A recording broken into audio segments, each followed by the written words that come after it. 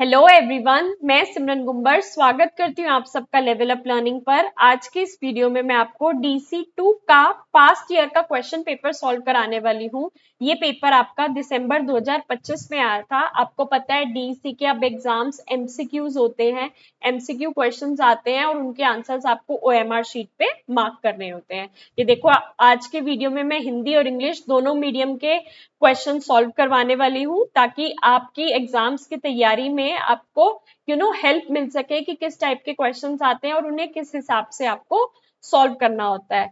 कुछ इंपॉर्टेंट बातें, 100 नंबर का पेपर होता है, 100 MCQ होंगे, हर क्वेश्चन 1 नंबर का होता है, कोई नेगेटिव मार्किंग नहीं है और मिनिमम 35 वाला पास होता है, 35 मार्क्स वाला पास होता है, 3 आवर्स का पेपर होता है। ठीक है जी। आपके क्वेश्चन पेपर में भी हिंदी इंग्लिश दोनों मीडियम आपको दिखेंगे। तो अगर मान लो इंग्लिश में क्वेश्चन समझ नहीं आ रहा तो हिंदी में देख लेना, हिंदी में ही समझ आ रहा तो इंग्लिश में भी आप देख सकते हो। बाकी ये मेरा यूट्यूब चैनल है लेवल अप लर्निंग सिमरन के नाम से, जरूर जरूर सब्सक्राइब कर लेना। DC 1, 2, 3 सबकी फुल रिविजन्स मैं हमारे चैनल पे बिल्कुल फ्री में करवा रही हूँ। सबसे आसान तरीका, प्लेलिस्ट सेक्शन पर जाना, प्लेलिस्ट दबाओगे तो यहाँ पर आपको एक प्लेलिस्ट दिखेगी, जून 2026 एग्जाम प्रिपरेशन। जैसे ही आप इस पे क्लिक करोगे एक प्लेलिस्ट खुल जाएगी जिसके अंदर DC 1 की सारी रिवीजन की वीडियो होंगी, 2 की, 3 की, और पेपर करते वक्त किन किन बातों का आपको ध्यान रखना है वो सब चीजें इसमें होंगी। तो ये प्लेलिस्ट आपको एग्जाम से पहले कम से कम 2 बार देख के जानी ही जानी है, अगर आपको लगता है कि आप अपनी तैयारी बिल्कुल अच्छे से करना चाहते हो। बाकी ये हमारा यूट्यूब चैनल है, सब्सक्राइब करके रखना। बिना किसी देरी के स्टार्ट करते हैं आज के पहले क्वेश्चन से। ठीक है जी। निम्नलिखित में से कौन सा वृहद पोषक तत्व है? Which of the following are macronutrients? अब इसका करेक्ट आंसर है कार्बोहाइड्रेट्स एंड फैट्स, कार्बोज और वसा। मैक्रोन्यूट्रिएंट्स वो पोषक तत्व होते हैं जिनकी हमारी बॉडी को बड़ी मात्रा, लार्ज अमाउंट में जरूरत होती है। जैसे कार्बोहाइड्रेट, फैट, प्रोटीन, ये हमें एनर्जी देते हैं। वही विटामिन और मिनरल्स माइक्रोन्यूट्रिएंट्स होते हैं क्योंकि वे कम मात्रा में चाहिए होते हैं। ठीक है जी। तो लार्ज मात्रा में, ज्यादा मात्रा में हमें क्या क्या चाहिए होते हैं? कार्बोहाइड्रेट, फैट और प्रोटीन। आपको सेकंड ऑप्शन में कार्बोहाइड्रेट और फैट दिख रहा है, बिल्कुल करेक्ट आंसर है। दूसरा क्वेश्चन कहता है, in Vedic tradition food that increase creativity, energy, cheerfulness are called? वैदिक परंपरा में सृजनात्मकता, ऊर्जा और उत्साह बढ़ाने वाले भोजन कहलाते हैं सात्विक भोजन, सात्विक फूड्स। देखो, वैदिक परंपरा के अनुसार ना सात्विक भोजन जैसे ताजे फल, सब्जियां, दूध मन को शांत रखते हैं, क्रिएटिविटी बढ़ाते हैं, हमारी एनर्जी व उत्साह को बूस्ट करता है। ठीक है जी। ऑन दी अदर हैंड, इसके ऑपोजिट में राजसी भोजन जो होते हैं, राजसी भोजन जो होते हैं वो बेचैनी बढ़ाते हैं और तामसिक भोजन से आलस आता है। तो राजा, ये जो राजसिक भोजन होता है ये बेचैनी बढ़ा देते हैं और ये जो तामसिक भोजन होता है ये आलस बढ़ाते हैं। नॉन न्यूट्रिएंट्स का तो कोई फायदा ही नहीं होता। तो हमसे पूछा है क्या क्रिएटिविटी, एनर्जी और चीयरफुलनेस बढ़ाते हैं? सात्विक फूड्स जैसे फल, सब्जियां, दूध। आगे चलते हैं। अगर आपको कोई कोई क्वेश्चन क्लियर ना दिख रहा हो तो प्लीज मैं जो बोल रही हूँ उसे सुनने की कोशिश करना, क्योंकि ये तो ओरिजिनल क्वेश्चन पेपर था जो बच्चों ने भेजा है, जैसा प्रिंट मेरे पास बच्चों ने भेजा मैं उसी में से पढ़ा रही हूँ। पोषण का आर्थिक पहलू उजागर करता है।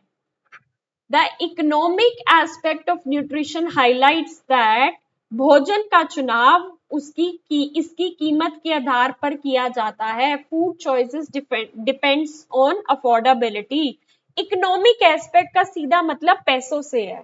कोई इंसान क्या खाएगा ये काफी हद तक इस बात पर निर्भर करता है कि वो क्या अफोर्ड कर सकता है, क्या खरीद सकता है या नहीं। अब गरीबी के कारण कुछ लोग बहुत सी न्यूट्रिशियस चीज नहीं खा पाते क्योंकि वो महंगी होती है ना। तो अब पोषण का हम आर्थिक पहलू से कैसे लिंक करेंगे कि ये उस पर डिपेंड करेगा कि बंदे की क्या अफोर्डेबिलिटी है, बंदा कितना महंगा फूड खा सकता है ना, कितना वो अफोर्ड कर सकता है। आगे चलते हैं। भारत में कुपोषण के साथ सामान्य तौर पर उत्पन्न होने वाली अन्य समस्या है।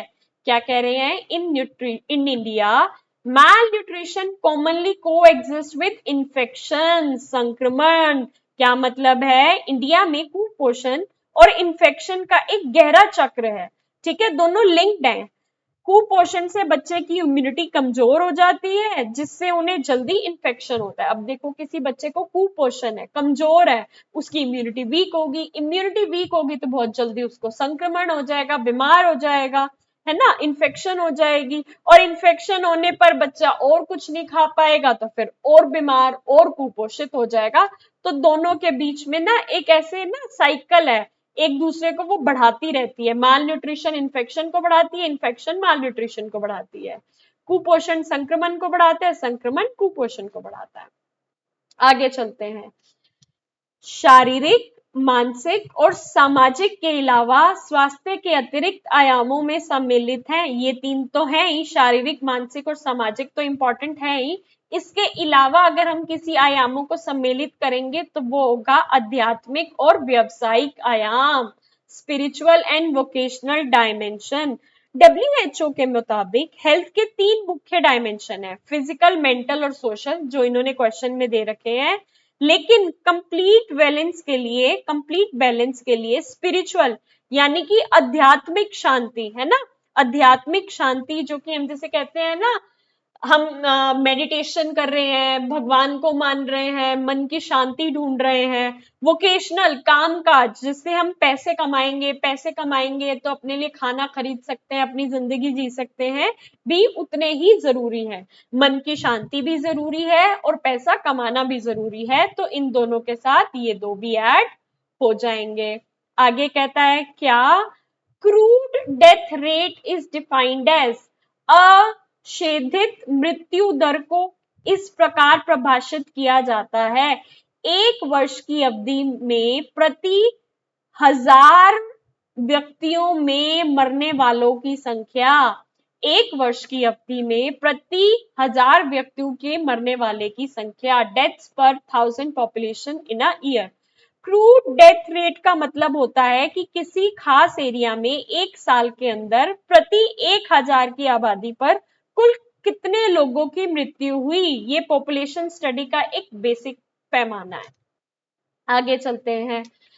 समुदाय स्वास्थ्य केंद्र CHC डैश स्तर की स्वास्थ्य देखभाल को संबंधित की देखभाल से संबंधित है। किसकी? द्वितीय देखभाल। Community health centre CHC belong to secondary care level of health care. कैसे? देखो, हमारा हेल्थ सिस्टम ना 3 लेवल्स होते हैं, सब सेंटर्स एंड PHCs प्राथमिक लेवल पर आते हैं। देखो, प्राथमिक लेवल पर हमारे आ जाते हैं सब सेंटर्स और PHCs। फिर आते हैं CHC, जो हमारे क्वेश्चन में पूछे गए हैं, ये सेकेंडरी लेवल पर आते हैं और थोड़े स्पेशलाइज डॉक्टर्स और बेसिक की सुविधा होती है इसमें, ठीक है। और सबसे ऊपर आ जाते हैं हमारे मेडिकल कॉलेज या फिर हॉस्पिटल। बेसिकली क्या कहते हैं, देखो, जो डिस्ट्रिक्ट लेवल पे हॉस्पिटल आ जाते हैं और मेडिकल कॉलेज आ जाते हैं, वो टर्शरी लेवल पर आते हैं। 3 पार्ट्स में डिवाइडेड है। पहला प्राइमरी, जिसके अंदर सब सेंटर्स और PHC आते हैं। सेकेंडरी में CHC आते हैं, ठीक है जी, और थोड़े से स्पेशलाइज्ड डॉक्टर्स और बेसिक सुविधाएं भी आ जाती हैं। फिर टर्शरी लेवल, थर्ड लेवल पर हमारे डिस्ट्रिक्ट हॉस्पिटल्स और मेडिकल कॉलेजेस आते हैं। ये आपको पता होना चाहिए। आगे चलते हैं। आगे कहता है समुदाय और स्वास्थ्य सेवाओं के बीच कड़ी का काम करने वाले बुनियादी स्तर का कार्य करता है। The grass root level health worker who is link between the community and health services is village health worker, ग्रामीण स्वास्थ्य वर्कर। ग्रास रूट लेवल यानी जमीनी स्तर पर विलेज हेल्थ वर्कर जैसे आशा या आंगनवाड़ी वर्कर सीधे गांव के लोगों से जुड़े होते हैं। ये लोग अस्पताल या सरकारी हेल्थ सर्विसेज और कम्युनिटी के बीच एक मजबूत लिंक का काम करते हैं। आगे चलते हैं। डैश वसा में घुलनशील विटामिन है। कौन सा घुलनशील विटामिन है? Vitamin D. Vitamin D is a fat soluble vitamin. Vitamin दो तरह के होते हैं, एक होता है फैट सॉल्युबल जिसके अंदर आते हैं विटामिन ए, डी, ई, के। क्या क्या? विटामिन ए, डी, ई, के। और उसके बाद बाकी विटामिन बी और सी जो होते हैं वो वाटर सॉल्युबल, पानी में घुलने वाले होते हैं। ठीक है जी। यहां से क्या पूछा था? वसा में जो फैट में घुल जाते हैं वो होते हैं विटामिन ए, डी, ई, के। यहाँ पे डी गिवन है तो आपका करेक्ट आंसर हो गया। लेकिन बाकी जो विटामिन बी और सी होते हैं वो वाटर सॉल्युबल होते हैं, वो पानी में घुलते हैं। ठीक है जी। निम्नलिखित में से कौन सा खाद्य पदार्थ प्रोटीन का एक स्रोत नहीं है? Which of the following is not a food source of protein? Protein का क्या सोर्स नहीं है? ग्रीन लीफी वेजिटेबल्स, हरी पत्तेदार सब्जियां। देखो अंडा, दूध और मीट प्रोटीन से बेहतरीन है। मतलब बेसिकली क्या कहते हैं, अंडे से, मिल्क से और मीट से ना हमें बहुत ज्यादा प्रोटीन मिलता है, लेकिन हरी पत्तेदार सब्जियों में हमें विटामिन मिनरल्स जैसे आयरन, फाइबर ये सब होता है, लेकिन प्रोटीन ना के बराबर होता है। तो हमारी ग्रीन लीफी वेजिटेबल्स में प्रोटीन ना के बराबर होता है। आगे चलते हैं। प्रोटीन की भूमिका है शरीर का निर्माण। The role of protein is body building. Protein को हमारी बॉडी का बिल्डिंग ब्लॉक कहा जाता है। ये नई सेल्स बनाने, मसल बिल्ड करने और टूटी फूटी टिश्यू की मरम्मत करने के काम आता है, इसलिए हम बॉडी बिल्डिंग कहते हैं इसको। आगे कहते हैं there is least fibre in. सबसे कम रेशे किसमें होते हैं? पोटैटो, पोटैटो, आलू में। देखो क्या कह रहे हैं, कमल, ककड़ी, गाजर और पालक में बहुत अच्छी मात्रा में हमारा फाइबर होता है। ठीक है, कमल, ककड़ी में, गाजर में और पालक में, इन सब में अच्छा फाइबर होता है। इन सब की अगर कंपैरिजन में देखा जाए तो पोटैटो में सबसे कम होता है। इन्होंने सबसे कम पूछा था, हमने आलू बता दिया। 1 ग्राम कार्बोज से उत्पादित ऊर्जा है। Energy produced by 1 gram of carbohydrate is 4 kilo calorie.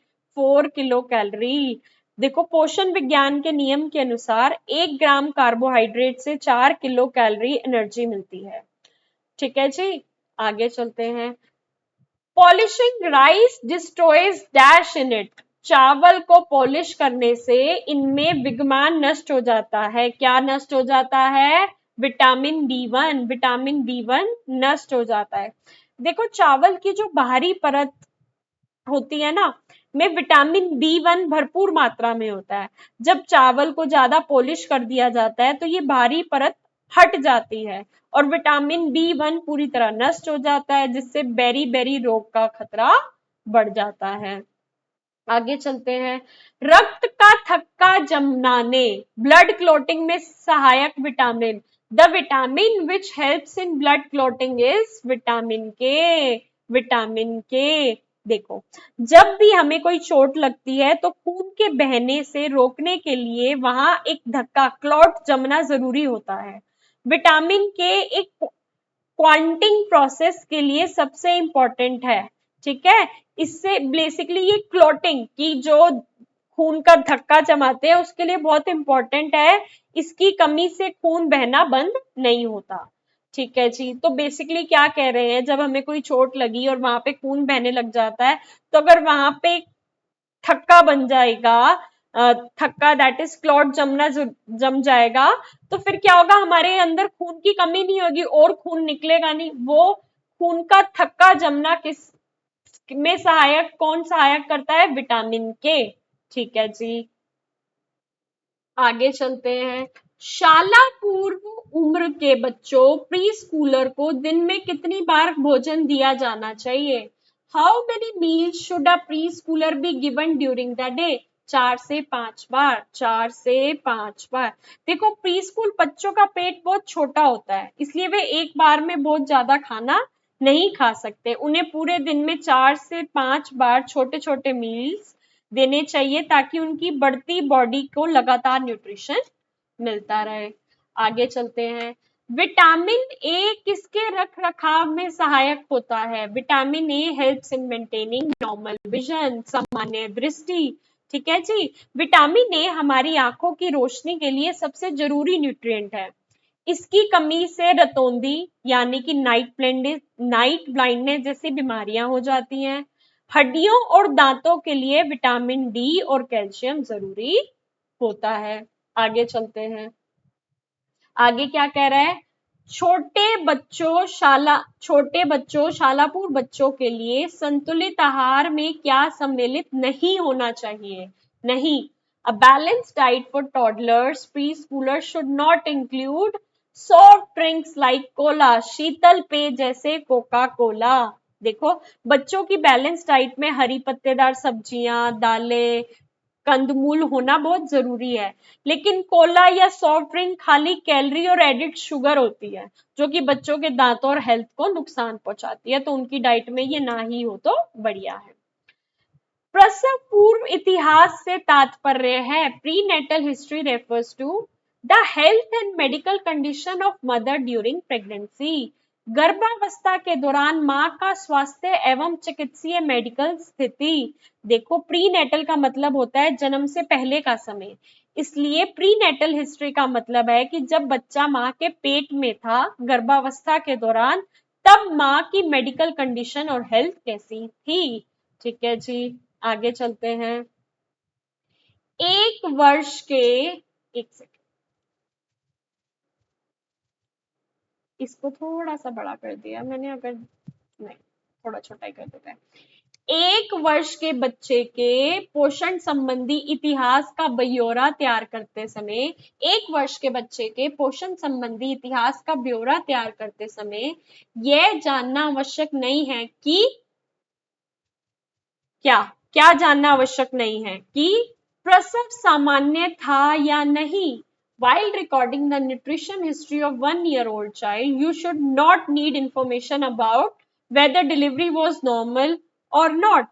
देखो, बच्चे की न्यूट्रिशनल हिस्ट्री, पोषण का इतिहास बनाते समय हमें खाने पीने से जुड़ी बातें जाननी होती हैं कि वो अभी क्या खा रहा है, ठीक है, ब्रेस्ट फीडिंग कब तक की, सॉलिड फूड कब स्टार्ट किया, डिलीवरी नॉर्मल थी या सिजेरियन थी। इसके न्यूट्रिशनल हिस्ट्री से कोई लेना देना है ही नहीं। जिस चीज का कोई लेना देना है ही नहीं तो उसको रिकॉर्ड करके क्या करेंगे, है ना। बाकी बच्चे बार बार पूछ रहे थे कि मैम हम अपनी एग्जाम्स की तैयारी के लिए आपके एमसीक्यूज लेना चाहते हैं जो आपने यूनिट वाइज बना रखे हैं। अगर आप वो एमसीक्यूज लेना चाहो तो पर सब्जेक्ट 100 रुपीज के हैं। तीनों सब्जेक्ट्स के आपको 300 में मिल जाएंगे। लेवल अप लर्निंग का कॉन्टेक्ट नंबर ही आपको स्क्रीन पे शो हो रहा है, इसके व्हाट्सएप पे मैसेज कर देना कि एग्जाम्स की तैयारी के लिए एमसीक्यूज लेने हैं। आपके पास पेमेंट डिटेल्स आ जाएंगी, आप पे करके ले सकते हो। बहुत ही बढ़िया एमसीक्यूज हैं जो कि आपको मदद करेंगे 80+ 90+ मार्क्स दिलवाने में। पिछली बार पहली बार ये एमसीक्यू पेपर हुआ था और हमारा बच्चा देखो एमसीक्यू वाले पेपर में 95 95 93 मार्क्स लेकर आया है। इस बार मैं चाहती हूँ बच्चे 98 99 100 मार्क्स भी लेकर आए। अभी तो उसके असाइनमेंट और प्रोजेक्ट का भी रिजल्ट नहीं आया था, पहले ही फटाफट रिजल्ट भेज दिया कि मैम देखो मेरे कितने अच्छे मार्क्स आए हैं। तो आई होप आप लोग भी हमसे इतने अच्छे से पढ़कर जाओ कि ऐसे 90+ मार्क्स लेकर आओ। ठीक है जी। बाकी हर वीडियो के नीचे मैंने हमारे टेलीग्राम चैनल का लिंक दे रखा है, ज्वाइन कर लेना, क्योंकि इसके अंदर मैं जो भी वीडियो डालती हूँ उसका अपडेट डालती रहती हूँ। आपकी एग्जाम्स की तैयारी के लिए मैं डेली वीडियोस डाल रही हूँ फुल रिवीजन की, और इसके पिंड मैसेज पे दबाओगे तो आपको डीसी की हिंदी और इंग्लिश मीडियम की बुक्स बिल्कुल फ्री में देखने को मिलेंगी, इसे भी ज्वाइन कर लेना। बैक टू द क्वेश्चन, ठीक है। मसूड़े से खून आना किसकी कमी का कारण होता है? बहुत बार बताया मैंने, vitamin C. Bleeding gums is due to deficiency of vitamin C. मसूड़ों से खून आना विटामिन सी की कमी का एक लक्षण है। इसकी भारी कमी से स्कर्वी नाम का रोग हो जाता है। विटामिन सी हमारे मसूड़ों और ब्लड वेसल को मजबूत रखता है। आगे चलते हैं। कैरोटमलेशिया के लक्षण है। The symptoms of keratomalacia are cornea becomes soft and raw and susceptible to infections. Cornea का नरम हो जाना, इसमें आसानी से संक्रमण होना। कैरो, अब इतना मुश्किल तो नाम है, कैरोटोमलेशिया, ठीक है जी। कैरोटोमलेशिया विटामिन ए की कमी का सबसे गंभीर स्टेज है। इसमें आंख का जो ट्रांसपोर्ट हिस्सा, इस बेसिकली इसमें आंख का जो ट्रांसपेरेंट हिस्सा होता है जिसे कॉर्निया कहते हैं, वो एकदम सॉफ्ट नरम हो जाता है।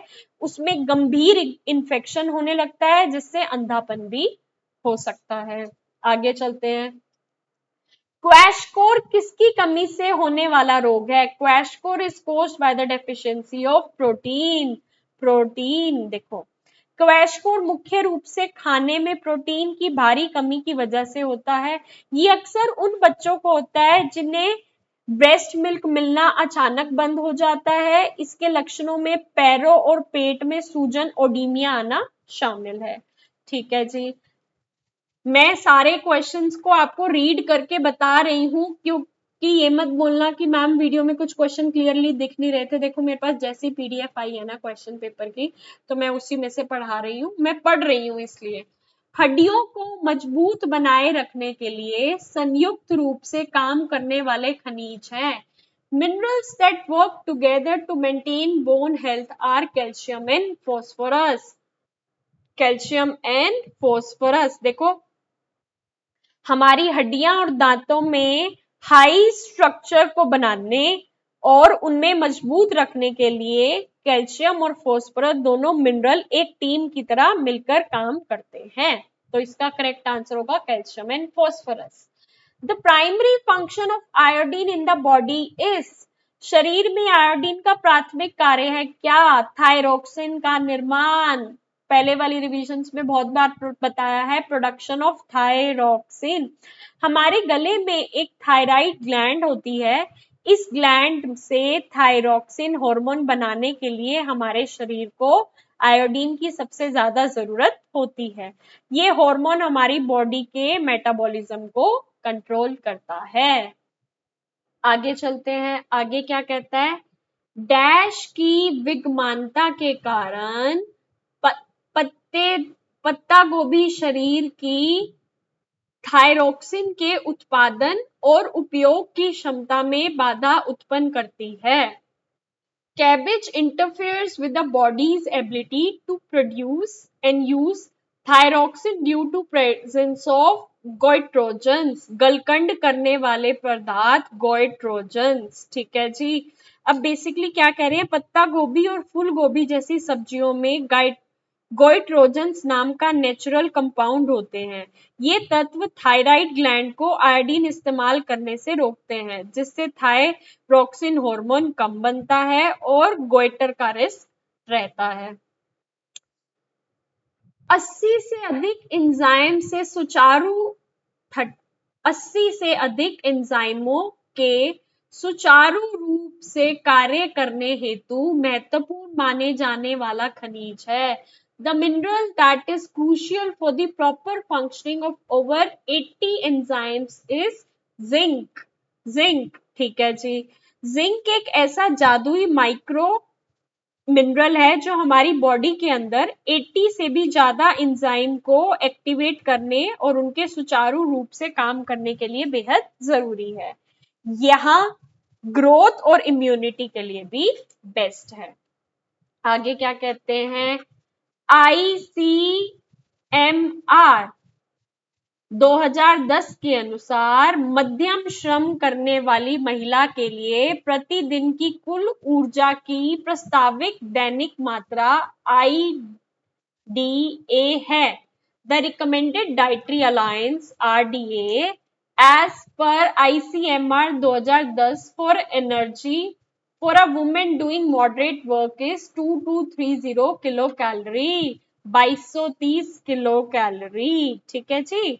अब ये तो देखो डिसाइडेड ही है, जो दिया हुआ है ICMR 2010 ने, तो वही होगा। आगे IDA निर्धारण करने के संदर्भ में अधिक परिश्रम करने वाली व्यक्ति का उदाहरण है। The example of heavy worker in the context of determining RDA is a coal miner, कोयले की खान में काम करने वाला। देखो, भारी काम करने वाले वो लोग होते हैं जिनका काम बहुत ज्यादा फिजिकल लेबर, शारीरिक मेहनत मांगता है। कोयले की खान में काम करने वाले कोल माइनर्स लोग इसका बेस्ट एग्जाम्पल है, ठीक है जी, क्योंकि ये सबसे ज्यादा फिजिकल वर्क करते हैं। गर्भवती महिला की पोषक तत्व गर्भवती महिला की पोषक तत्वों की आवश्यकता किस त्रिमास के दौरान तेजी से बढ़ जाती है? दूसरे और तीसरे त्रिमास। The nutrient needs of a pregnant women increase substantially during second and third trimester. देखो, प्रेगनेंसी के पहले 3 महीने में भ्रूण बहुत छोटा होता है, लेकिन दूसरे और तीसरे ट्रिमेस्टर में बच्चे की ग्रोथ बहुत तेजी से होती है, जिसके कारण माँ की बॉडी को बहुत ज्यादा एक्स्ट्रा न्यूट्रिएंट्स और एनर्जी की जरूरत पड़ती है।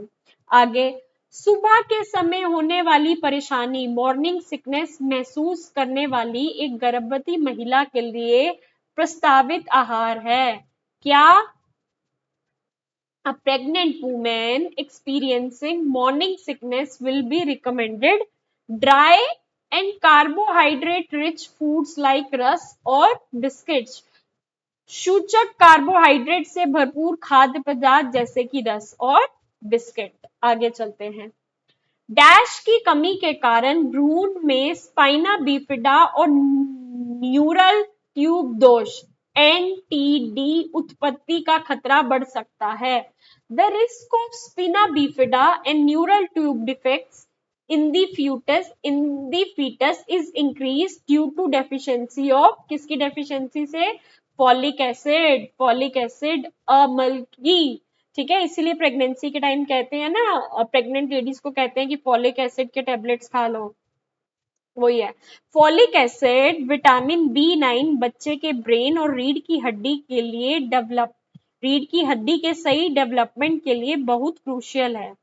इसकी कमी से भ्रूण में न्यूरल ट्यूब डिफेक्ट एनटीडी जैसे स्पिना बेफिडा रीढ़ की हड्डी का खुला रह जाना हो सकता है। इसलिए प्रेगनेंसी से पहले से ही फॉलिक एसिड की गोलियां दी जाती हैं। किसी गर्भवती महिला के खान पान में सम्मिलित संपूर्ण आहार है। A complete food in pregnant women diet are, क्या कह रहे हैं? Complete food in a pregnant women's diet are milk and milk products, दूध और दूध से उत्पादक। देखो, दूध और डेयरी प्रोडक्ट्स को एक तरह से कंप्लीट फूड माना जाता है, क्योंकि इनमें high quality protein, calcium, vitamin और फैट सब कुछ सही बैलेंस में मिल जाता है, जो प्रेग्नेंट लेडी और बच्चे के लिए बहुत इंपॉर्टेंट है। आगे, गर्भावस्था के दौरान उचित रूप से महिला का लगभग कितना वजन बढ़ना चाहिए? 10 kilo. The total recommended wait gain during pregnancy is approximately 10 kg। ठीक है, आगे चलते हैं। एक 17 वर्षीय गर्भवती महिला अपनी पहली प्रसव पूर्व जांच के लिए आती है, इसे माना जाएगा। A 17-year-old pregnant woman comes for her first antenatal checkup. She will be considered high risk, उच्च जोखिम वाली महिला। अरे बच्ची है वो अभी, 18 साल से कम उम्र की लड़की की बॉडी अभी खुद पूरी तरह से डेवलप नहीं हुई होती, इसलिए किशोर गर्भावस्था, बेसिकली टीनेज प्रेगनेंसी को हमेशा मेडिकल टर्म्स में हम हाई रिस्क माना जाता है, क्योंकि इसमें माँ और बच्चे दोनों को कॉम्प्लिकेशन का खतरा ज्यादा रहता है। गर्भावस्था के दौरान वजन का निरंतर बढ़ना माना जाता है क्या? सकारात्मक संकेत। Continuous weight gain during pregnancy is considered positive sign. ठीक है जी, प्रेगनेंसी के दौरान अगर माँ का वजन लगातार और सही तरीके से बढ़ रहा है तो ये एक बहुत ही पॉजिटिव साइन है। इसका मतलब है कि पेट में पल रहा बच्चा बिल्कुल हेल्दी है और उसकी ग्रोथ सही से हो रही है। आगे चलते हैं। कम वजन वाले शिशु के जन्म पर सर्वाधिक महत्वपूर्ण तत्कालीन देखभाल है। If a baby is born with low birth weight, the most important immediate care is providing extra warmth, शिशु को अतिरिक्त गर्माहट प्रदान करना। देखो, लो बर्थ वेट यानी कि 2.5 किलो से कम वाले बच्चे अपनी बॉडी का टेम्परेचर खुद मेंटेन नहीं कर पाते, उन्हें बहुत जल्दी ठंड लग सकती है।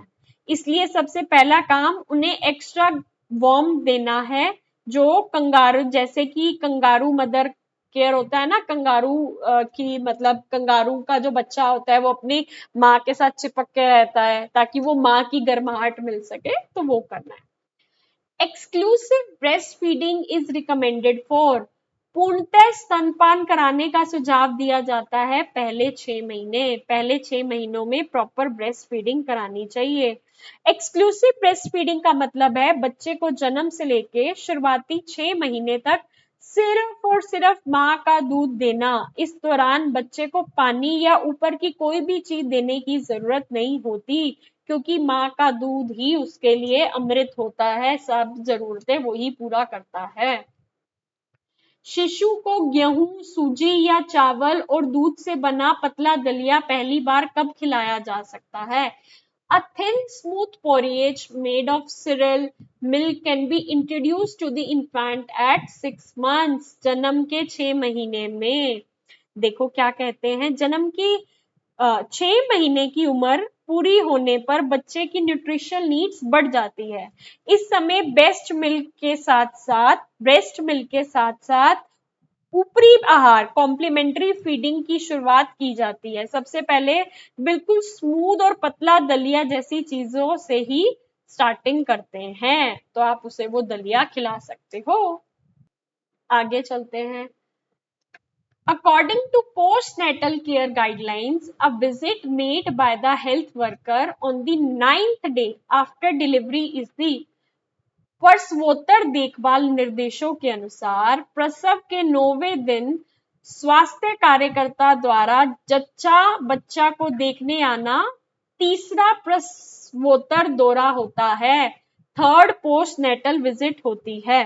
देखो, प्रसवोत्तर देखभाल के शेड्यूल के मुताबिक हेल्थ वर्कर्स तय दिनों पर जच्चा बच्चा की जांच करने घर आते हैं। डिलीवरी के बाद 9th डे पे होने वाली होम विजिट आमतौर पर थर्ड विजिट मानी जाती है। जो डिसाइडेड है कि इतने दिन पे ये वाली विजिट होगी, तो जो 9th डे पर कार्यकर्ता बच्चे को और जच्चा बच्चा को देखने आते हैं घर पे, तो उसको थर्ड पोस्टनेटल विजिट कहते हैं। आगे चलते हैं। मुंह के छालों के उपचार के लिए निम्नलिखित में से किसका सुझाव नहीं दिया जाता? ठीक है, which of the following is not recommended for the treatment of ulcers in the mouth? Eating spicy food, मसालेदार भोजन ग्रहण करना। देखो, मुंह में छाले, अल्सर होने पर ठंडा दूध या नारियल पानी के गरारे करने और विटामिन बी सप्लीमेंट्स लेना बहुत ज्यादा फायदेमंद होता है।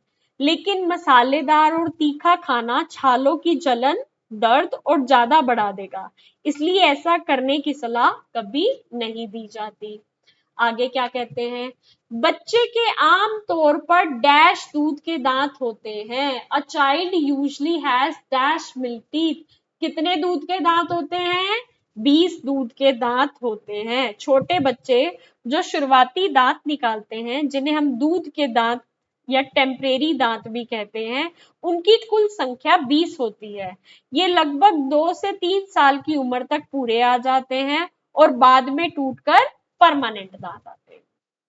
आगे, शिशुओं के कान में संक्रमण का एक सामान्य कारण है।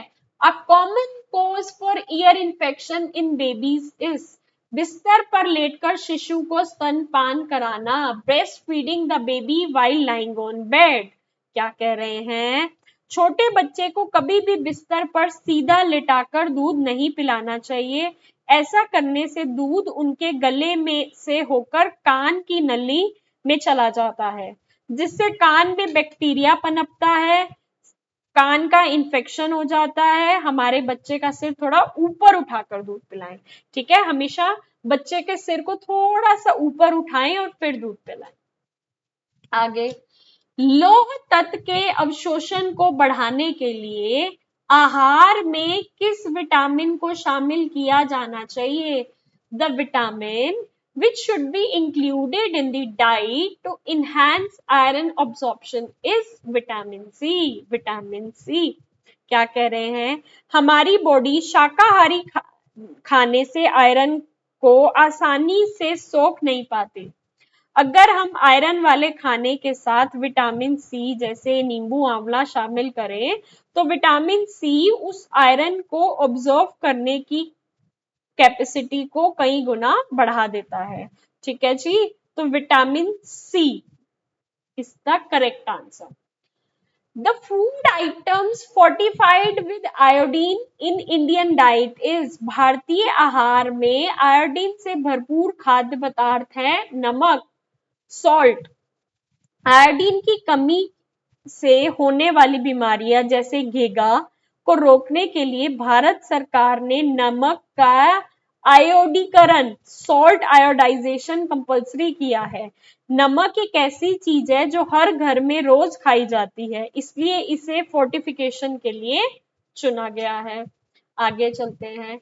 यदि किसी गर्भवती यदि किसी गर्भवती महिला को लौह तत्व की कमी के कारण खून की कमी अनीमिया हो तो इससे समय से पहले शिशु के जन्म लेने की संभावना बढ़ जाती है।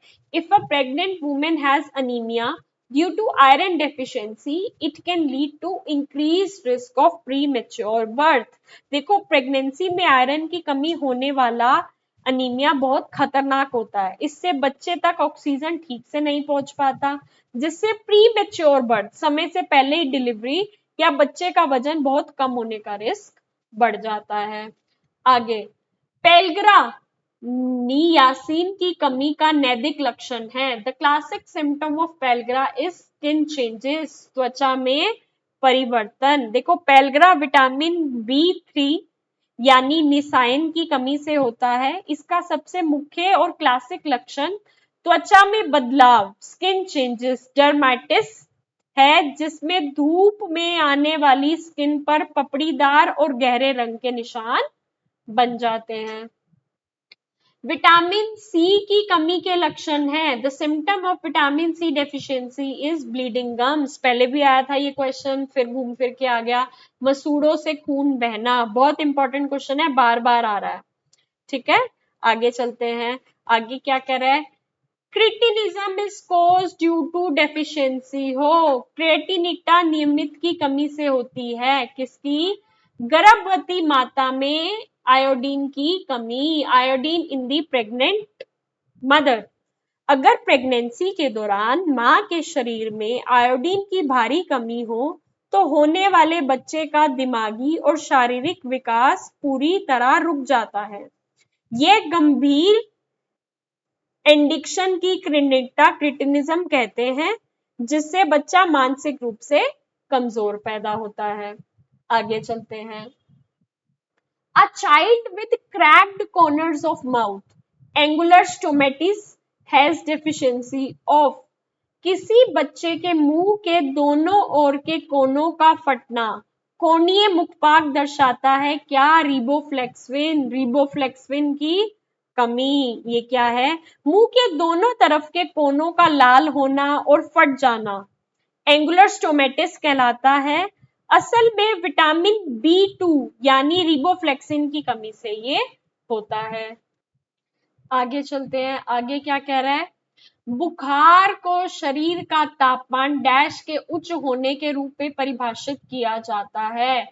Fever is defined as body temperature above 98.6 Fahrenheit, 98.6 Fahrenheit. ठीक है जी। आगे कहते हैं, what is the immediate first aid for burns. जलने की स्थिति में तत्कालीन प्राथमिक सहायता क्या होती है?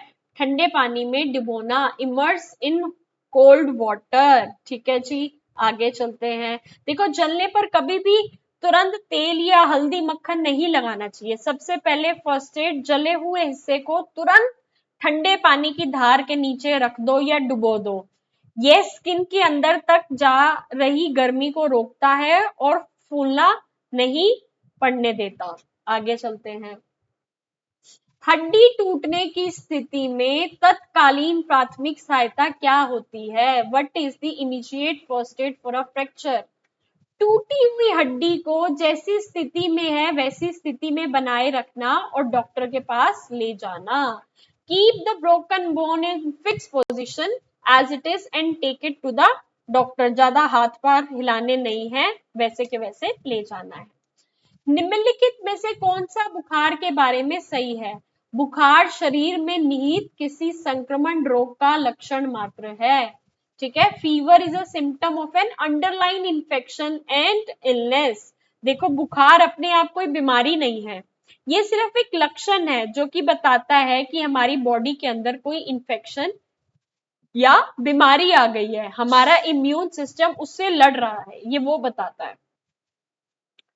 बुखार से ग्रस्त बच्चों की देखभाल के संदर्भ में निम्नलिखित में से कौन सी एक सुझाई गई विधि नहीं है? Which of the following is not a recommended care practice for children has fever? Well ventilated room, सही है। Giving child plenty of liquid, सही है। Easily digestible food, सही है। लेकिन making the child wear heavy woolen cloth, हमेशा गर्म कपड़े पहनाए रखना गलत है, और इन्होंने हमसे नोट पूछा है। जहां पर बच्चा है वहां पे अच्छी हवा आनी चाहिए, सही है। ठीक है, तरल पदार्थ पिलाना, सही है। आसान मतलब नरम और आसानी से पचाए जाने वाला खाना खिलाना, सही है। लेकिन हमसे पूछा है नहीं, जो रॉन्ग है वो ये है, बच्चे को सदैव ऊन से भरी वस्त्र पहनाए रखना। बुखार होने पर बच्चे को भारी ऊनी कपड़े पहनाए नहीं रखने चाहिए, क्योंकि इससे शरीर की गर्मी बाहर नहीं निकल पाएगी, टेम्परेचर और ज्यादा बढ़ जाएगा। बच्चे को हल्के और आरामदायक कपड़े पहनाने चाहिए। चलो जी आगे। पतले दस्त, मयूखयुक्त जैसे जिसे चावल के पानी जैसे दस्त या मांड वाले मल भी कहते हैं, इसके लक्षण है हैजा। कल वाली क्लास में भी मैंने बताया था। Watery stools that contain flakes of mucus, also called rice water stools, is a symptom of cholera. देखो, राइस वाटर स्टूल्स होना हैजा का एक सबसे क्लासिक लक्षण है। इसमें शरीर का पानी बहुत तेजी से खत्म होता है और इसको तुरंत इलाज की जरूरत होती है। आगे, जानवर का मांस अच्छी तरह पकाए बिना खाए जाने से किस परजीवी द्वारा संक्रमण हो सकता है? Which parasite infection is linked with eating undercooked meat? Tapeworm, tapeworm. ठीक है जी।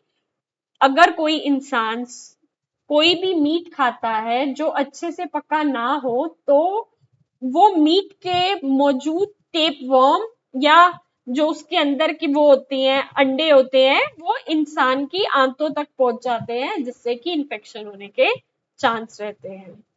आगे चलते हैं। Amoebiasis spread mainly through amoebiasis. अमीबी संक्रमण मुख्य रूप से किसके द्वारा फैलता है? संदूषित जल, कंटामिनेटेड वाटर के थ्रू फैलता है। ठीक है जी। ये पेट की बीमारी है जो एंट अमीबिया नाम के परजीवी से होती है। ये मुख्य रूप से कंटामिनेटेड वाटर, गंदे हाथों से छुए हुए खाने के जरिए हमारे पेट में फैलती है। तो हमेशा खाना हमें हाथ धो के खाना चाहिए। निम्नलिखित में से कौन सा ऊपरी श्वसन तंत्र संक्रमण का लक्षण नहीं है? Which of the following is not a symptom of upper respiratory system infection? Wet cough with yellow बेलगम, पीली बलगम वाली गीली खांसी। ठीक है जी। क्या कह रहे हैं? नाक बहना, गले में खराश और कान में दर्द ऊपरी रेस्पिरेटरी, ऊपरी श्वसन इन्फेक्शन के लक्षण है। लेकिन पीली बलगम वाली गीली खांसी फेफड़ों में इन्फेक्शन की निशानी है, जो कि लोअर रेस्पिरेटरी सिस्टम जैसे निमोनिया से जुड़ा है। आगे चलते हैं। Tuberculosis, TB mainly spread through. TB क्षय रोग मुख्यतः किससे फैलता है? Air droplets from cough and sneeze, खांसी छींक के हवा में मिलने वाले छींटों से। ठीक है जी। ट्यूबरक्लोसिस एक एयरबोर्न, हवा से में फैलने वाली बीमारी है। जब कोई टीबी का मरीज खांसता या छींकता है तो उसकी थूक के बारीक कण हवा में फैल जाते हैं। जब कोई दूसरा इंसान वहां सांस लेता है तो ये बैक्टीरिया उसके फेफड़ों में चला जाता है। अगला क्वेश्चन। त्वचा पर पीले रंग के धब्बे जिसपे खुजली व दर्द ना हो किसका सूचक है? pale yellowish patch on the skin which does not itch and is not painful is indicated of leprosy, कुष्ठ रोग। त्वचा का ऐसा हल्का या पीला धब्बा जिसमें कोई दर्द ना हो, कोई खुजली ना हो, वहां छूने पर कुछ महसूस भी ना हो, लॉस ऑफ सेंसेशन, ये कुष्ठ रोग लेप्रोसी का सबसे शुरुआती और मुख्य लक्षण होता है। ठीक है जी। ग्रोथ चार्ट रिप्रेजेंट्स, वृद्धि चार्ट क्या दर्शाता है? आयु के अनुसार भार, वेट और एज। क्या कह रहे हैं? आंगनबाड़ी या प्ले स्कूल में इस्तेमाल होने वाला ग्रोथ चार्ट मुख्य रूप से बच्चे की उम्र के हिसाब से उसके वजन को ट्रैक करता है। इससे पता चलता है कि बच्चा नॉर्मल है या कुपोषित का शिकार हो रहा है। आगे, गर्भावस्था के दौरान महिला का वजन बढ़ना नियमित में से किस कारण से प्रभावित नहीं होता? A woman weight gain during pregnancy is not influenced by which of the following? आहार सेवन इससे तो पड़ता है, ठीक है। उसके बाद गर्भ में पल रहे शिशु का आकार इससे भी पड़ता है, गर्भावस्था से पहले का माँ का वजन इससे भी पड़ता है, लेकिन माँ की लंबाई, कद, हाइट ऑफ द मदर इससे नहीं पड़ता। देखो, प्रेगनेंसी में वजन कितना बढ़ेगा ये खान पान, गर्भ में बच्चे का साइज और प्रेगनेंसी से पहले के वजन पर निर्भर करता है, लेकिन माँ की हाइट कितनी लंबी है इसका प्रेगनेंसी के दौरान जो वजन बढ़ेगा उससे कोई लेना देना नहीं है। आयु के अनुरूप कम लंबाई कद दर्शाता है वृद्धिरोध स्टंटिंग, कल वाली क्लास में भी बताया था। Low height for age indicate stunting. देखो, अगर आप मेरी पहले वाली वीडियोस देखते हो, रिविजनरी वीडियो 1 और 2, तो बहुत से क्वेश्चंस मैंने आपको समझाए हुए हैं। ठीक है जी, तो जिसने अभी तक वो वीडियोस नहीं देखी कृपया करके देख लेना। अगर किसी बच्चे की लंबाई उसकी उम्र के हिसाब से काफी कम रह जाती है तो उसे मेडिकल भाषा में स्टंटिंग, वृद्धि रोग कहते हैं। ठीक है जी, आगे चलते हैं। Mid upper arm circumference between 11.5 centimetre and 12.5 centimetre indicates. Mid upper arm circumference, ऊपरी बाह के मध्य बाह की परिधि यदि 11 सेंटीमीटर और 12 सेंटीमीटर के बीच हो तो ये दर्शाता है मध्यम कुपोषण, मॉडरेट मैलन्यूट्रिशन। ठीक है जी, आगे चलते हैं। और अगर 11 से भी कम होगी तो गंभीर पहुंच जाएगा वो। आगे, oedema and moon face are indicative of. अडीमिया जलीय सूजन और मून फेस, चेहरे का चंद्राकार होना किसका सूचक है? क्वैशकोर का सिम्टम है ये। हाथों पैरों में पानी भर जाने से सूजन आना और चेहरा गोल सूजा हुआ दिखना प्रोटीन की कमी से होने वाली बीमारी क्वैशकोर के दो सबसे बड़े लक्षण हैं। आगे, आगे क्या कह रहा है? The DOTS strategy is use for curing. DOTS राजनीति का प्रयोग किसके इलाज के लिए किया जाता है? तपेदिक टीबी, ट्यूबरक्लोसिस। देखो, DOTS का फुल फॉर्म क्या है? Directly observe treatment short course. सरकार द्वारा चलाई जाने वाली एक वर्ल्ड फेमस स्ट्रैटेजी है जिसका इस्तेमाल ट्यूबरक्लोसिस के मरीजों को पूरी निगरानी में दवा खिलाकर पूरी तरह से ठीक करने के लिए किया जाता है। The full form of RMNCH+A is, RMNCH+A का पूरा नाम है, अब देखो ये ना बेसिकली इंग्लिश वाली के हिसाब से आपको प्रॉपर समझ आएगा, reproductive, maternal, newborn, child and adolescent health services. प्रजनन, मातृक, नवजात शिशु एवं किशोरी अवस्था सेवाएं। आगे चलते हैं। पूरक आहार कार्यक्रम का एक उदाहरण है, an example of food supplementation programme is mid day meal scheme. क्या कह रहे हैं? मध्य भोजन कार्यक्रम, मिड डे मील योजना। मिड डे मील योजना के बारे में बहुत बार हम आपको बता चुके हैं। आगे, आईसीडीएस कार्यक्रम के अंतर्गत बच्चों को दिए जाने वाले पूरक आहार में उन्हें मिलता है प्रोटीन का 12 से 15 gram, 12 to 15 gram of protein. ठीक है जी, आगे चलते हैं। The food of the mid day meal scheme is provided to the children at school में दिया जाता है। मिड डे मील योजना के अंतर्गत बच्चों को आहार प्रदान कहाँ किया जाता है? स्कूल में। आगे आगे क्या कह रहे हैं? स्केबीज, पित्ती और सिर में जुएं मुख्य रूप से किसको प्रभावित करते हैं? त्वचा को। What is mainly affected in scabies, urticaria and head lice infestation, ये हमारी स्किन को इफेक्ट करते हैं। आगे चलते हैं, आगे क्या कह रहे हैं? बच्चे के वजन की नियमित निगरानी महत्वपूर्ण है। Regular weight monitoring of a child is important for early detection of growth failure, वृद्धि अवरोधन का समय पर पता लगाने के लिए बच्चों का वजन हर महीने नापना इसलिए जरूरी है ताकि अगर बच्चों की ग्रोथ अचानक रुक गई हो या वजन कम हो रहा हो तो शुरुआत में ही पता लग सके और उसको समय रहते ही कोई ना कोई कदम उठाकर ठीक किया जा सके।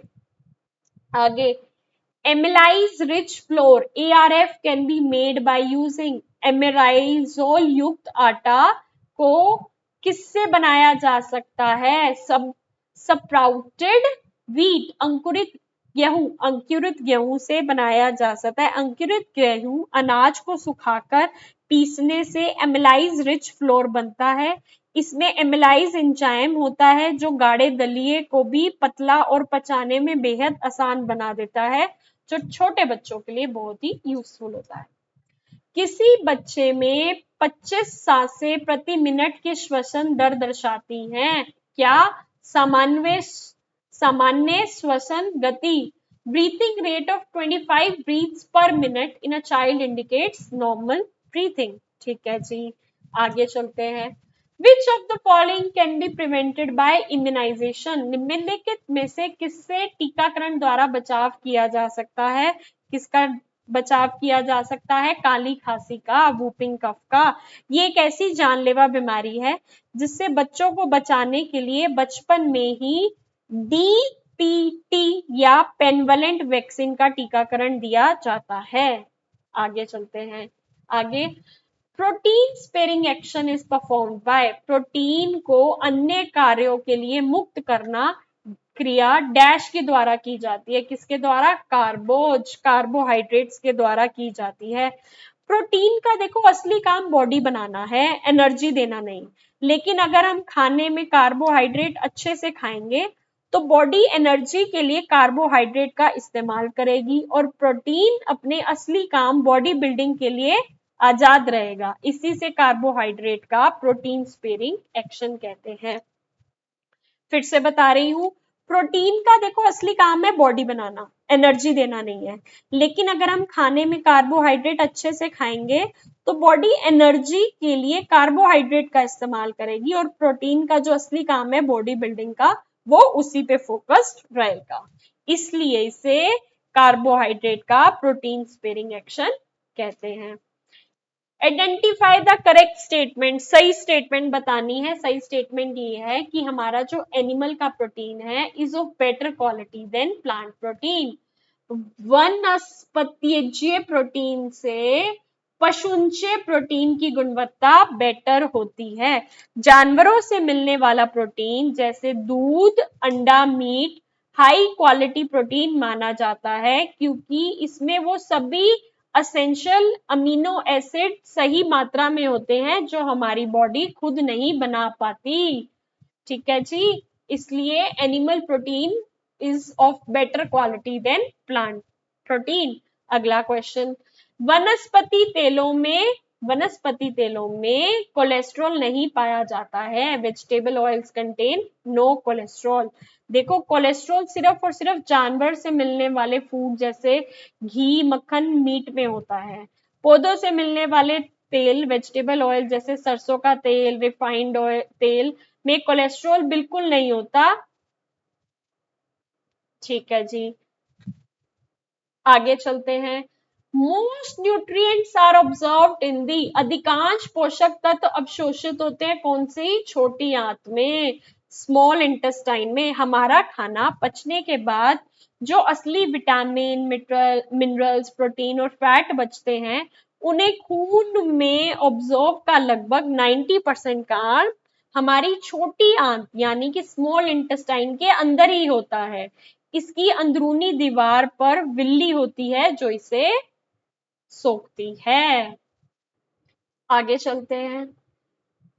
राष्ट्रीय बाल स्वास्थ्य कार्यक्रम RBSK किस आयु समूह के बच्चों के लिए है? राष्ट्रीय बाल स्वास्थ्य कार्यक्रम RBSK covers children in the age group 0 to 18 years, 0 से 18 वर्ष तक के बच्चों के लिए है। ठीक है जी, आगे चलते हैं। आगे क्या कहता है, निम्नलिखित में से कौन सी किसी व्यक्ति विशेष के पोषण स्तर का निर्धारण करने की विधि नहीं है? Not Which of the following is not a method to assess the nutritional status? देखो ये जो है एंथ्रोपोमेट्रिक ये भी मेजर करती है, बायोकेमिकल असेसमेंट भी करती है, क्लिनिकल असेसमेंट भी करती है। ये जो पर्सनैलिटी टेस्ट है ना, ये हमारी न्यूट्रिशन के स्टेटस को चेक नहीं करती, व्यक्तिगत परीक्षण नहीं करती। ठीक है, पोषण स्तर मापने के लिए हम बॉडी का नाप लेते हैं, ठीक है, जिसके अंदर ये सारे आते हैं, बाकी 3 ऑप्शंस जो हैं, लेकिन पर्सनालिटी टेस्ट नहीं आता और इन्होंने हमसे नहीं पूछा था। यदि एक 6 माह का शिशु अतिकार दस्त से ग्रस्त हो तो मां को, if a 6 months old infant has diarrhea, the mother should continue breastfeeding, शिशु को स्तनपान कराना जारी रखना चाहिए। देखो दस्त होने पर बच्चे के शरीर में पानी और न्यूट्रिएंट्स बाहर निकल जाते हैं, ऐसे में ब्रेस्ट फीडिंग कभी बंद नहीं करनी चाहिए बल्कि उसे लगातार जारी रखना चाहिए ताकि बच्चे को एनर्जी मिले और डिहाइड्रेशन ना हो, हाइड्रेटेड रहे उसकी बॉडी। ठीक है, eczema patches occur on, eczema के चपके होते हैं क्या, symmetrically on both sides of the body, एक समान रूप से शरीर के दोनों तरफ। देखो एक्जिमा एक स्किन एलर्जी है, इसकी सबसे बड़ी खासियत ये है कि इससे खुजली वाले लाल चकते शरीर के दोनों तरफ सिमेट्रिकल तरफ से होते हैं, जैसे अगर सीधे गाल या घुटने पर है तो उल्टे गाल और घुटने पर भी होने के चांसेस रहते हैं, सेम ही होते हैं। आगे, लोहा तत्व के अवशेषण में बाधा उत्पन्न वाले खाद्य पदार्थ हैं। अब देखो थोड़े से डिफरेंट टाइप के क्वेश्चंस आ गए हैं, ये थोड़े से डिफिकल्ट टू अंडरस्टैंड वाले हैं। Food that hinder iron absorption includes, अब जैसे आप कहते हो कि टी भी है और कॉफी भी है, तो मैं इसको कैसे सेलेक्ट करूं? अब इन्होंने इसके बाद और ऑप्शंस दे रखे हैं, ए और बी, ए और सी, बी और सी या सी और डी। आप कहते हो टी और कॉफी है जो आयरन की अब्सॉर्प्शन में दिक्कत करती है, तो सी और डी हमारे फोर्थ ऑप्शन है। केवल सी और डी, चाय और कॉफी, तो हम फोर्थ ऑप्शन को सिलेक्ट करेंगे। देखो चाय और कॉफी में ना टेनिस और कैफीन जैसे तत्व होते हैं जो खाने में मौजूद आयरन से चिपक जाते हैं और हमारी बॉडी को उसे सोखने में नहीं देते, जबकि खट्टे फल और आंवला तो विटामिन सी से भरपूर होते हैं जो आयरन अब्सॉर्प्शन को बढ़ाता है, घटाता नहीं। आगे, which of the following are macronutrients, निम्नलिखित में से कौन से वृहद पोषक तत्व हैं? ये हैं कार्बोहाइड्रेट और प्रोटीन, ए और डी ओनली, कार्बोज और प्रोटीन। देखो अब यहाँ पे ना आपको सेलेक्ट करने के बाद उस ऑप्शन के भी आगे जाना होता है। अगर मैं आपको यहाँ से बताऊं, जैसे हमने पहले क्वेश्चन में देखा कि कार्बोहाइड्रेट और प्रोटीन हमें बहुत बड़ी मात्रा में चाहिए होते हैं, इसलिए ये मैक्रोन्यूट्रिएंट्स होते हैं। तो मैक्रोन्यूट्रिएंट्स कार्बोहाइड्रेट और प्रोटीन है। ए और डी का ऑप्शन हमारे पास थर्ड में है, ए और डी का, केवल ए और डी का, तो ये हमारा करेक्ट आंसर हो जाएगा। ठीक है जी, हमारे शरीर में जल की नियमित में से कौन सी भूमिका है? Which of the following is role of water? ठीक है, क्या कह रहा है? रोगों से बचाव, शरीर के तापमान का नियंत्रण, भूख की तृप्ति और शरीर के सभी तरल पदार्थों का माध्यम। तो इसका फोर्थ ऑप्शन आपका बिल्कुल सही है, बी और डी, यानी कि शरीर के तापमान का नियंत्रण बनाते हैं और शरीर के सभी तरल पदार्थों का माध्यम है। Regulation of body temperature and medium of all body fluids. पानी का हमारी बॉडी में सबसे बड़ा रोल है। पहला, पसीने के जरिए हमारी बॉडी टेम्परेचर को रेगुलेट करती है। दूसरा, हमारी खून, लार और बाकी सभी तरल पदार्थों का माध्यम बनाना है। ठीक है, तो इसलिए ये आपका करेक्ट आंसर है, जिसमें हमें ऑप्शन को सिलेक्ट करना है बी और डी। बी और डी हमारे फोर्थ ऑप्शन में है, फोर्थ ऑप्शन में है। तो आप देखो, बता रही हूं, आपको ओएमआर शीट भरनी होगी, तो आप ओएमआर शीट कैसे भरोगे? आपने देखा 87 क्वेश्चन है, जिसका बी भी सही है और डी भी सही है। आपने फिर देखे ऑप्शंस, मेन ऑप्शंस में बी और डी कहाँ है? इन्होंने कहा बी डी के साथ ए भी दे दिया है, तो ये गलत है, हमें सिर्फ बी और डी चाहिए। बी और डी हमें फोर्थ में मिला। तो आप जो ओएमआर शीट भर रहे होगे 87 क्वेश्चन के आगे, आप फोर्थ वाले का गोला भरोगे। आगे, बुखार के समय घर में दी जा रही देखभाल में सम्मिलित है। Management of fever at home includes adequate fluids, व्यक्ति को पर्याप्त मात्रा में तरल पदार्थ देना। हाँ, ठीक है। फिर टेपिड स्पॉन्जिंग, व्यक्ति को गुनगुने पानी से स्पॉन्जिंग करना, माथे पे हम गुनगुने पानी की स्पॉन्जिंग करते हैं। ठीक है। और giving common antibiotics without asking doctor, व्यक्ति को डॉक्टर से बिना पूछे कोई भी एंटीबायोटिक दे रहे हो, ये गलत है।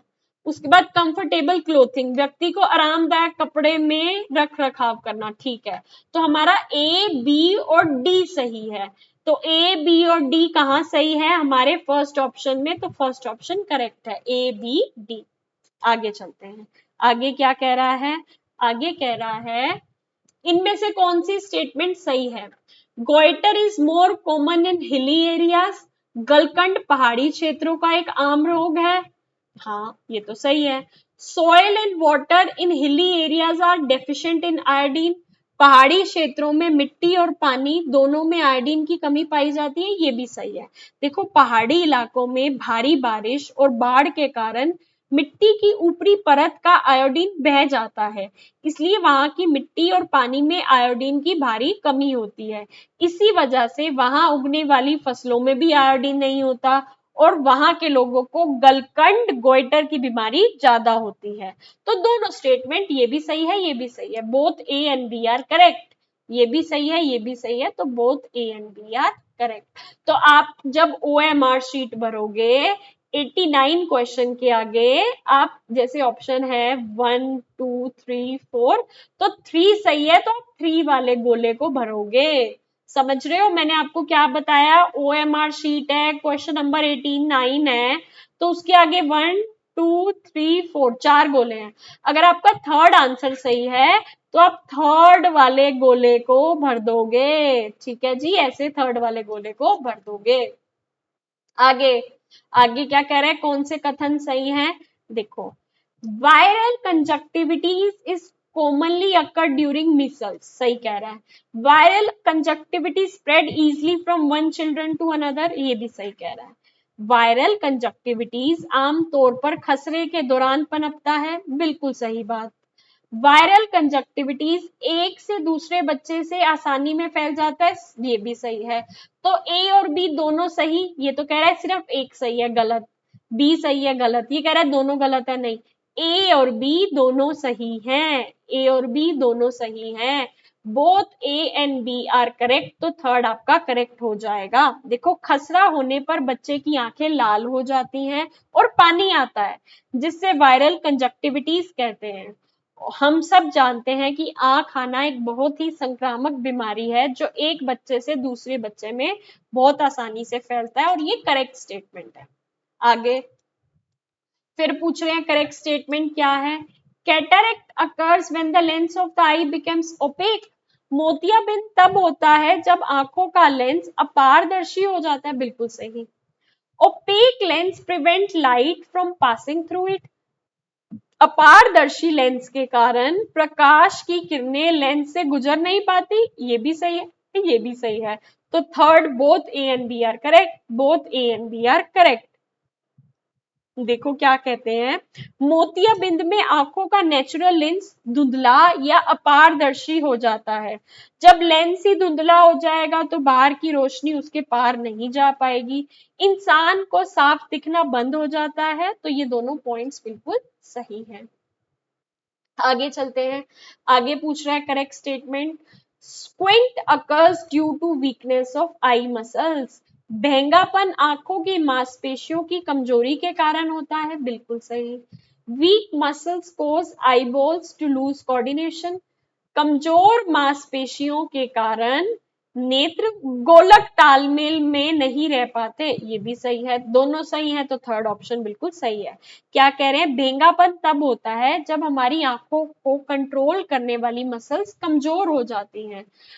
मसल कमजोर होने की वजह से दोनों आंखों में जो कोऑर्डिनेशन होता है वो एक साथ तालमेल ही नहीं बैठा पाता, तालमेल ही नहीं बैठा पाता, तो दोनों आंखें अलग अलग दिशा में देखती हैं, जिसे भेंगापन भी कहा जाता है। तो both A and B are correct, third option सही है। आगे आगे फिर कोई स्टेटमेंट करेक्ट पूछ रहा है, ear discharge without pain may be more serious than ear discharge with acute pain. बिना दर्द के कान का रसाव बहना तीव्र दर्द के साथ कान से रसाव बहने से अधिक गंभीर हो सकता है। फिर से समझो, ईयर डिस्चार्ज जो बिना दर्द के हो रहा है वो ज्यादा सीरियस है, वो उस दर्द के जो हमारे उस डिस्चार्ज के जो हमारे दर्द के साथ हो रहा है। बिना दर्द बिना दर्द कान से रसाव बहना कान के पर्दे में छेद होने का संकेत होता है। Painless ear discharge indicate hole in the ear drum. तो ये भी सही है, ये भी सही है। तो देख रहे हो ये ज्यादा सीरियस है ना बिना दर्द वाला, तो इसके दोनों ऑप्शंस बिल्कुल सही होंगे। देखो, कान में दर्द के साथ पस निकलना आमतौर पर एक नॉर्मल इन्फेक्शन होती है, लेकिन अगर बिना किसी दर्द के कान में लगातार पानी या मवाद बह रहा है तो ये ज्यादा गंभीर है, क्योंकि इसका मतलब ये है कि पर्दे में छेद हो चुका है, जिससे प्रेशर रिलीज हो गया और दर्द बंद हो गया। तो दोनों स्टेटमेंट 100% सही है। ठीक है, तो जो विदाउट पेन वाला डिस्चार्ज है ना वो ज्यादा खतरनाक है। इतना कह रहे हैं कि उसका प्रेशर इतना रिलीज हो गया कि दर्द होना ही बंद हो गया, पर्दे में छेद हो गया है।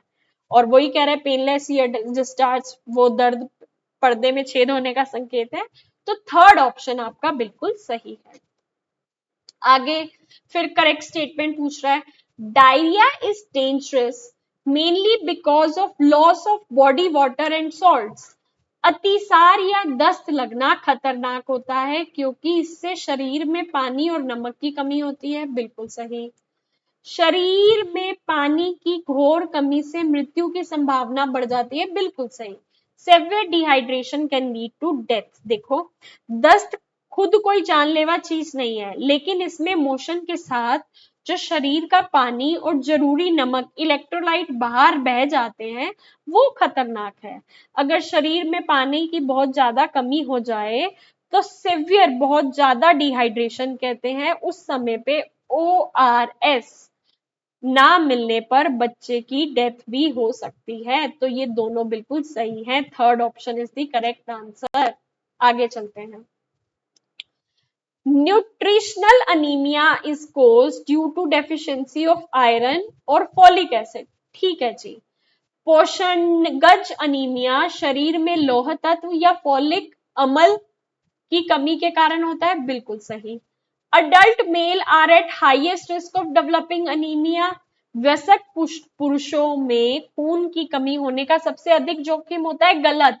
वुमेन्स में होता है क्योंकि उन्हें पीरियड्स होते हैं, मेंस्ट्रुएशन होती है हर मंथ, निकल जाता है उनका ब्लड, तो ये सेकंड स्टेटमेंट गलत है। देखो, पोषण की कमी से होने वाली अनीमिया आयरन और फॉलिक एसिड की कमी से भी होती है, ये बात बिल्कुल सही है। लेकिन जो हमारी स्टेटमेंट बी है ये गलत है, क्योंकि ये ज्यादातर प्रेग्नेंट लेडी और छोटे बच्चों में होता है, नॉर्मल लेडीज में होता है, पुरुषों में तो नहीं होता। तो इसका हमारा फर्स्ट ऑप्शन सही है, जो कह रहा है only one is correct, only one is correct, केवल ए सही है। तो जो आपको OMR शीट मिलेगी उसमें 95 क्वेश्चन नंबर के आगे जो फर्स्ट वाला हुआ आपने उसको सर्कल कर दिया। देखो मैंने ना स्पेशल आप लोगों के लिए हमारे चैनल पे वीडियो डाली है। देखो ये मेरा चैनल है, इसके आप वीडियो सेक्शन पे जाओगे, इस पे आपको दिख रही है जून 2026 एग्जाम टिप्स, ठीक है जी। इसके अंदर मैंने स्पेशली बताया है, क्या बताया है कि आपको ओएमआर शीट को कैसे फिल करना है। ऐसी शीट आएगी, इसके अंदर आपको फिल करना है कि कोई क्वेश्चन का ये आंसर है तो आप कैसे गोला बनाकर आओगे। इसके अंदर सारी की सारी चीजें मैंने समझाई हुई हैं, क्या क्या एडमिट कार्ड लेके जाना है, क्या करना है, और ये देखो क्या है। तो ये बेसिकली वीडियो में ना मैंने एक एक चीज बताई है, पेपर देने जा रहे हो क्या क्या लेके जाना है, किन बातों का ध्यान रखना है, तो वो सब कृपया करके देख लेना। ठीक है जी, back to the question, back to the question चलते हैं। ठीक है, 96 क्वेश्चन क्या कह रहा है, कौन सी स्टेटमेंट करेक्ट है, कौन सा कथन सही है। देखो ये कथन वाले क्वेश्चन आएंगे आपके, तो समझ लो किस टाइप से करने हैं। Water retained in the ear after swimming can lead to fungal infection, बिल्कुल सही। तैराकी के बाद कान में पानी रहने के फफूंदी का संक्रमण फंगल इन्फेक्शन हो सकता है, बिल्कुल सही। Temporary deafness in children can be due to swelling in the stene tube from a cold or allergy. सर्दी या एलर्जी के कारण युस्टकैनी नलिका में सूजन आ जाने से बच्चे को कुछ समय के लिए सुनना बंद हो सकता है, ये भी सही है। तो आपके both A and B are correct, both A and B are correct. ठीक है, आगे चलते हैं। आगे क्या कह रहा है, fibre is non available carbohydrate. रेशा फाइबर एक गैर उपलब्ध कार्बोज है। Fibre plays an important role in the prevention of cancer of large intestine. बड़ी आंत का कैंसर से बचाव करने में रेशे की एक महत्वपूर्ण भूमिका होती है। देखो फाइबर को नॉन अवेलेबल कार्बोहाइड्रेट इसलिए कहते हैं क्योंकि हमारी बॉडी में इंजाइम इसे पचा नहीं पाते, इससे कोई कैलोरी नहीं मिलती, लेकिन ये पेट साफ रखने और मोशन में स्मूथ बनाने में मदद करता है, जिससे ये बड़ी आंत के कैंसर ऑफ लार्ज इंटेस्टाइन से बचने में बड़ी भूमिका निभाता है। तो इसलिए हमारी स्टेटमेंट ए और स्टेटमेंट बी दोनों बिल्कुल सही हैं, ए और बी बिल्कुल सही हैं। फाइबर है तो नॉन अवेलेबल कार्बोहाइड्रेट, क्योंकि हमारी बॉडी इस एंजाइम इसे पचा नहीं पाते, इससे कोई कैलोरी नहीं मिलती, है ना। लेकिन पेट साफ रखने, मोशन को स्मूथ बनाने में मदद करता है, जो कि हमारे प्रिवेंट करता है कैंसर ऑफ लार्ज इंटेस्टाइन। तो थर्ड ऑप्शन बिल्कुल सही है। फिर से पूछ रहे हैं कौन सा कथन सही है। Suji contains more fibre than whole wheat flour atta. सूजी में गेहूं के तुलना अधिक रेशा फाइबर होता है, गलत, wrong. Fibre in diet give a feeling of fullness and satiety. आहार में फाइबर होने से भूख शांत व तृप्ति महसूस होती है, बिल्कुल सही। खाने में जब रोटी खा लेते हैं तो मन लगता है वाह जी पेट भर गया, पेट भरा भरा लग रहा है, तो ओनली बी इज करेक्ट, केवल बी सही है। देखो फाइबर पेट में जाकर फूलता है और धीरे धीरे पचता है, जिससे हमें लंबे समय तक पेट भरा महसूस होता है, इसलिए स्टेटमेंट बी तो बिल्कुल करेक्ट है। लेकिन स्टेटमेंट ए गलत इसलिए है, सूजी को रिफाइन करके बनाया गया है, जबकि चकोर युक्त साबुत गेहूं के आटे में सूजी से कहीं ज्यादा फाइबर होता है। ठीक है जी, तो इसलिए हमारी फर्स्ट स्टेटमेंट गलत है, सेकंड सही है, तो सेकंड ऑप्शन करेक्ट। फिर स्टेटमेंट वाला क्वेश्चन क्या कह रहा है, mother milk alone is sufficient in nutrition for the first 6 months of life. शिशु के पहले 6 महीनों के लिए केवल माँ का दूध ही पर्याप्त पोषण होता है, बिल्कुल सही, बिल्कुल सही। Complementary feeding should begin at 1 year। ऊपरी आहार की शुरुआत 1 वर्ष में की जानी चाहिए, नहीं 6 महीने में ही कर देनी चाहिए, तो ये गलत है। ठीक है, क्या कहते हैं, शुरुआती 6 महीने में बच्चे के लिए सिर्फ और सिर्फ माँ का दूध ही काफी है, उससे सारे न्यूट्रिशंस दे देता है, इसलिए स्टेटमेंट ए बिल्कुल सही है। लेकिन स्टेटमेंट बी गलत इसलिए है, कॉम्प्लीमेंट्री फीडिंग की शुरुआत हम 6 महीने के बाद ही कर देते हैं, 1 महीना काफी लेट हो जाएगा। तो इसका करेक्ट आंसर है 1, ओनली ए इज करेक्ट। केवल ए सही है। मैंने ना आपको बहुत ही अच्छे से ये समझाने की कोशिश करी है कि स्टेटमेंट वाले क्वेश्चंस कैसे डील कर रहे हैं। इन्होंने बोला करेक्ट स्टेटमेंट, अगर ए करेक्ट है तो आपने जिस ऑप्शन में ए को करेक्ट बताया हुआ है उसे चेक कर लोगे, अगर बी करेक्ट है तो जिस आंसर में बी को करेक्ट बताया है वो कर दोगे, दोनों सही है तो दोनों सही वाला टिक कर दोगे, दोनों गलत है तो दोनों गलत वाला टिक कर दोगे। और बढ़ते हैं आज के लास्ट क्वेश्चन की तरफ। लास्ट क्वेश्चन कहता है arrange the path the food allows in the process of digestion. पाचन प्रक्रिया में भोजन शरीर के किन भागों से होकर गुजरता है, क्रमबद्ध से बताइए। सबसे पहले क्या जाता है, मुंह में जाता है, माउथ में जाता है, फिर ईसोफेगस के थ्रू नीचे जाता है, फिर स्टमक में जाता है और फिर स्मॉल इंटेस्टाइन में जाता है। पहले मुंह में जाता है, फिर आहार नली में जाता है, फिर आमाशय पेट में जाता है, फिर छोटी आंत में जाता है।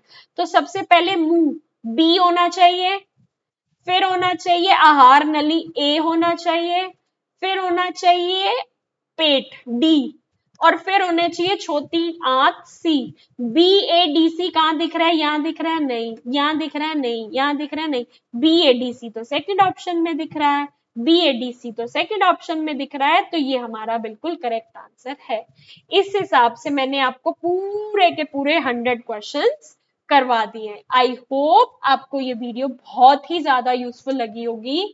All the very very best, बहुत अच्छे से पढ़ाई करके जाना, पेपर बहुत अच्छे से देकर आना, क्वेश्चन को अच्छे से पढ़ना, कहाँ पर नोट लिखा है, किन किन बातों में क्या बताया गया है, क्वेश्चन को समझना है, फिर आंसर को टिक करना है। कोई भी आंसर छोड़ के नहीं आना, क्योंकि नेगेटिव मार्किंग नहीं है, नहीं आ रहा तो तुक्का मार लेना। ठीक है जी। मैंने हमारे चैनल पे ढेर सारी रिविजनरी वीडियोस डाली हैं, तो बस मेरा चैनल यूट्यूब का लेवल अप लर्निंग खोल लेना, वीडियो सेक्शन में चले जाना और एक एक करके सारी की सारी वीडियो देखते जाना। लेवल अप लर्निंग सिमरन का चैनल खोलोगे, वीडियो सेक्शन में जाओगे, जितनी रिवीजन की वीडियो दिख रही है दो दो तीन तीन बार देख कर जाना, ताकि आपके कॉन्सेप्ट्स क्लियर हो जाए। और ज्यादा अच्छी तैयारी करना चाहते हो, एमसीक्यू परचेज करना चाहते हो, एक सब्जेक्ट का 100 रुपीज, तीनों सब्जेक्ट्स का 300 में मिल जाएगा, जिसमें यूनिट वाइज सारी की सारी चीजें समझाई गई होंगी एमसीक्यूज के थ्रू। तो वो आपको मदद करेगा और बेटर स्कोर करने के लिए। बस 2 बार पढ़ लिया उनको, तुम्हारी तैयारी अच्छे से हो जाएगी। जो फ्री क्लासेस डाल रही हूँ, फ्री क्लासेस देखो, एंड जब पेपर देकर आओगे तो 30 सेकेंड की एक छोटी सी वीडियो बनाकर हमारे लेवल अप लर्निंग का ये जो नंबर दिख रहा है इसके व्हाट्सएप पे भेज देना कि आपका नाम क्या है, आप कौन सी स्टेट से हो और आपको मुझसे पढ़कर कैसा लगा। ठीक है जी, ताकि मुझे पता चले कि मेरे बच्चे कहाँ कहाँ से थे, कल को कोई वैकेंसी आती है तो मैं आपको इन्फॉर्म भी कर सकूं। All the very very best. ये थी एक बहुत ही इम्पोर्टेंट क्लास जिसके अंदर हमने पास्ट ईयर का क्वेश्चन पेपर डिस्कस किया था। आई होप ये वीडियो आपके लिए बहुत ही ज्यादा यूजफुल रहेगी। मिलते हैं अगली क्लास में न्यू वीडियो के साथ। Thank you so much.